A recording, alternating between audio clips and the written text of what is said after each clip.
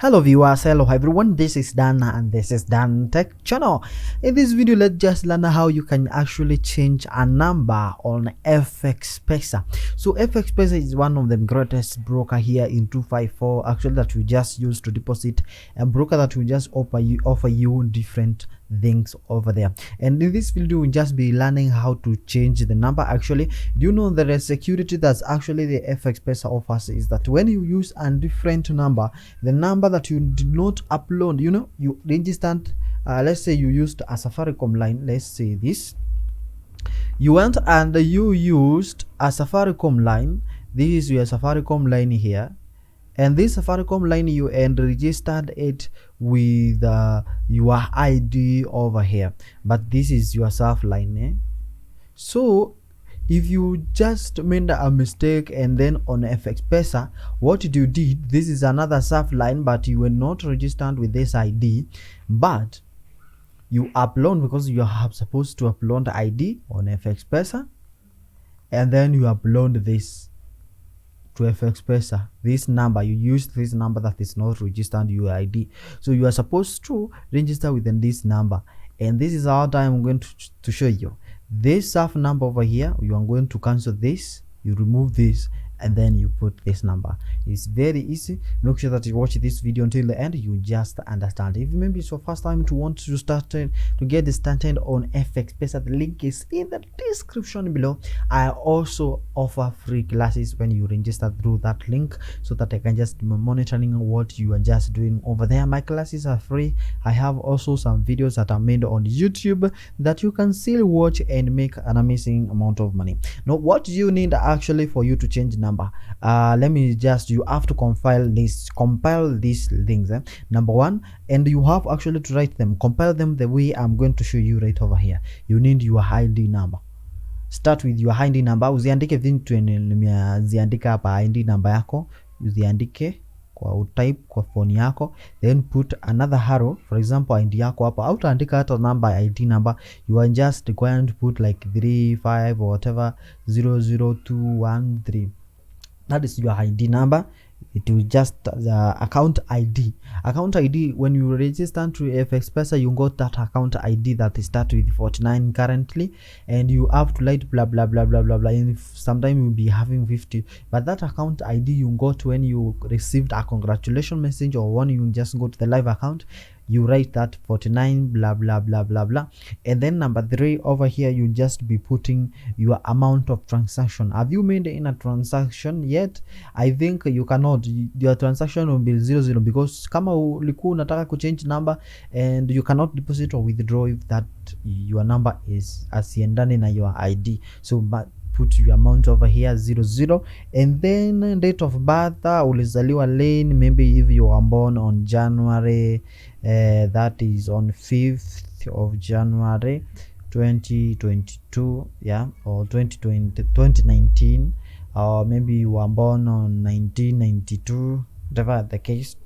And over here there's now these things that you have to go, okay?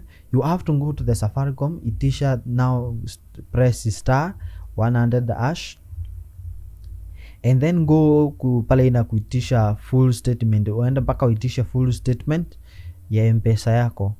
So the moment you just need this full statement, ukituma hii full statement yako ikikuja, utaput your email. You have to put your email, because that statement will just be sent in terms of PDF. Full statement, 6 months, 2 months, something like that. It will just be sent to you in terms of PDF. So that PDF, kuna message uta receive kwa Safaricom ikikwambia your digit, itakuletea digits kadhaa hapo. Your opening digit itakuwa 3214, something like that. This number, that is the code of opening this document. Now what you have to put to send over here on our list is to put that code over here. So unapaswa kuandika, kama ilikuja 3214, andika 3214 and then dash, then put your ID here, ID number.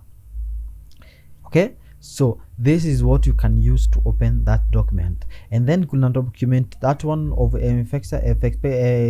Safaricom you received from Safaricom, go and attach it to your email. Attach it where? to that message. We message yote utaicompile. Let me show you over here how you just compile it to send it. This is my email. Unaona hizo document zote tumekusanya. Go to compose. Compose, I want to compose new email, and then hapa nitaandika support. Tunatuma wapi? Support at I hope I'm not fast. You can slow down the video, or maybe you can repeat again. Support at FXPesa.com. So that is the customer service.